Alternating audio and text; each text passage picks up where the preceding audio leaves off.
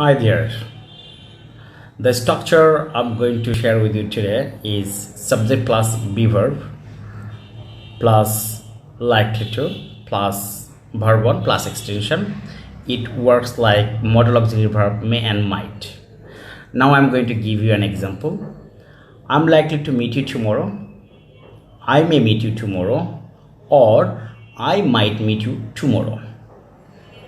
All of them have almost similar meanings. But I am likely to meet you tomorrow. It indicates higher probability than may and might. And in Bangla, it means আমি হয়তো আগামীকাল তোমার সাথে দেখা করব. Thank you guys. I think now you can use be verb likely to, may and might confidently. Thank you for watching. Hopefully see you with another video with another grammatical rules and regulations. Thank you.